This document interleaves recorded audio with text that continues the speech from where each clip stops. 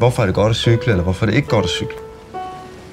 Man tænker knap nok over, man cykler. Det tror jeg virkelig mange københavnere tænker virkelig meget lidt over, de cykler. Noget med natur, noget med... Det kan være for eksempel om efteråret. Jeg kan godt lide, når man lige kan mærke sådan temperaturen i øreflipperne. Det begynder at blive en lille smule koldt. Det er vigtigt for min, sådan, i virkeligheden mit velvære. En gang imellem, så tager jeg en cykeltur, og så i stedet for bare at cykle videre, så stiller jeg mig altid lige nede foran cykelslangen og kigger op. Og så ser jeg, når de står og smiler, eller når de kommer cyklende og smiler. Og så står jeg og smiler inde i mig selv.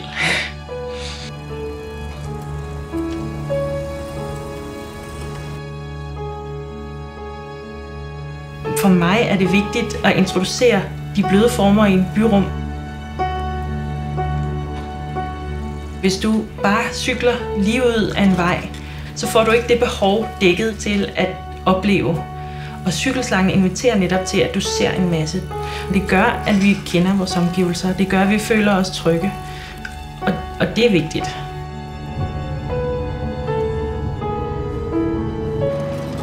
Den grundlæggende tilgang i København, det er simpelthen at invitere folk til at cykle. Give dem lyst til at cykle ved at skabe en god kvalitet for cykelbyen.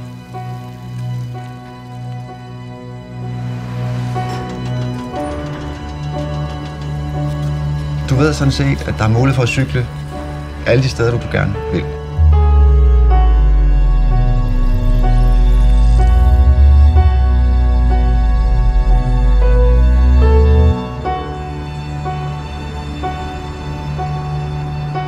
Vi har arbejdet med det her med sansepunkter og oplevelser ved at have fokus også på alternativer til at cykle på gader med meget trafik. Det kunne være grønne cykelruter gennem en park måske. Det kunne være ved at skabe genveje, hvor du for eksempel kan lave en smutvej over havnen.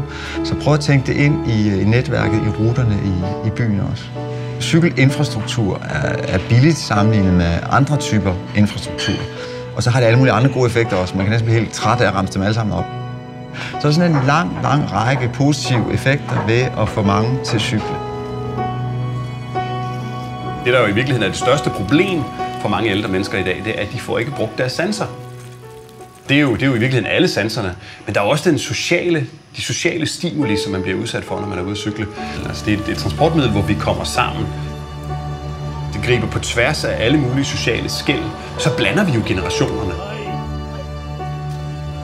Det, der sker, når en ældre person sætter sig op på sådan en cykel her, det er, at de nærmest pludselig bliver et andet menneske.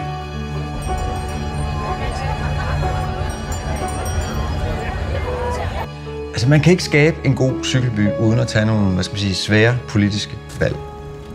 Prioritere, fjerne noget bilparkering, eller vi må fjerne nogle vejbaner for biler. Og havde man ikke truffet de beslutninger, så var der i dag en lang række veje i København, hvor man ikke havde gode forhold for at cykle. Og dermed vil man slet ikke have så mange, der cykler i København, som man har i dag.